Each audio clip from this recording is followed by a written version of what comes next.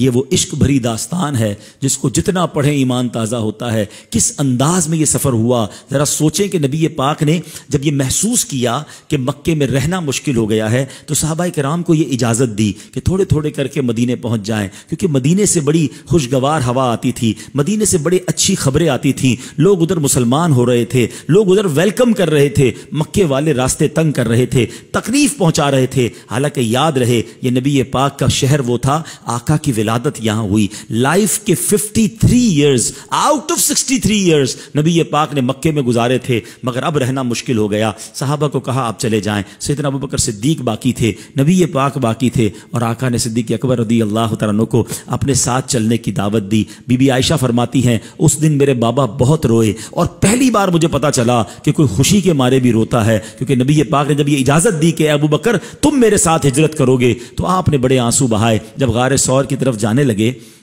تو صدیق اکبر رضی اللہ تعالیٰ کا اسٹائل بڑا ڈیفرنٹ تھا. کبھی آگے چلتے, کبھی رائٹ چلتے, کبھی لیفٹ پہ آ جاتے, کبھی پیچھے چلنے لگ جاتے.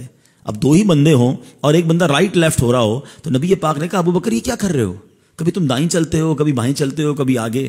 کہتے حضور جب میں خیال آتا ہے نا کہ آپ پر دشمن دائیں طرف سے حملہ کرے گا تو میں رائٹ آ جاتا ہوں, جب یہ خیال آتا ہے لیفٹ سے حملہ ہوگا میں لیفٹ ہو جاتا ہوں. حضور جب لگتا ہے سامنے فرنٹ سے اٹیک ہوگا میں آگے ہو جاتا ہوں. حضور جب خیال آتا ہے پیچھے سے میں پیچھے ہو جاتا ہوں. اللہ اکبر. نبی پاک نے کہا ابوبکر تم اس لیے کر رہے ہو کہ حملہ ہو تو مجھے نقصان نہ ہو.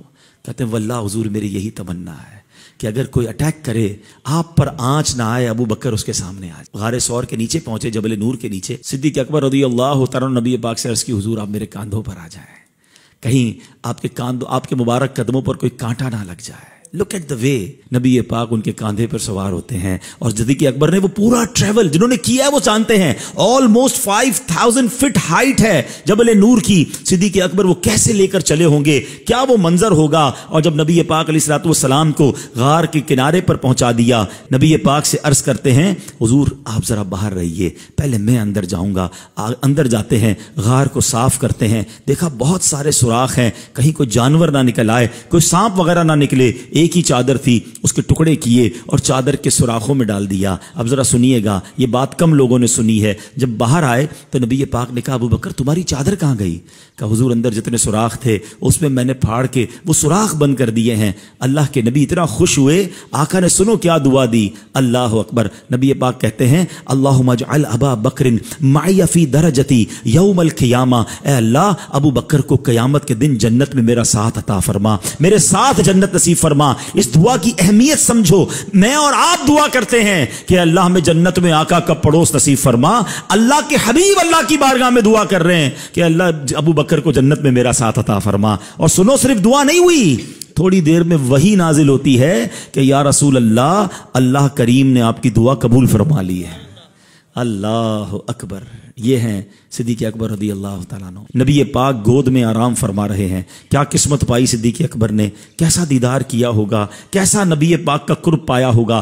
علماء کہتے ہیں جس وقت صدیق اکبر نبی پاک کی گود میں آرام کر رہے تھے نا, اس وقت وہ عبادت جو صدیق اکبر کر رہے تھے کائنات میں کوئی اور نہیں کر رہا تھا. ون اینڈ اونلی حضرت ابوبکر صدیق کو یہ مقام حاصل تھا. اچھا اب جب سانپ نے کاٹ لیا, عقل تو یہ کہتی ہے نبی پاک کو جگا دیتے, عرض کر دیتے کہ حضور تھوڑا سا آپ تشریف لے جائیں, تھوڑا کھڑے ہو جائیں, میرے پیر پہ چوٹ لگ گئی ہے, سانپ نے کاٹ لیا ہے, اور حضور سے دعا بھی کروا لیتے.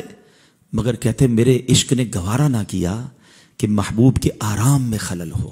شریعت کہتی ہے جان بچانا فرض ہے. یہاں بہت باریک ایک مسئلہ آج سمجھ لیجئے, ٹھیک ہے. فرض پر عمل کرنا یہ سب سے اول ہوتا ہے. فرض کے لیے بہت ساری چیزیں چھوڑنے کی اجازت ہے.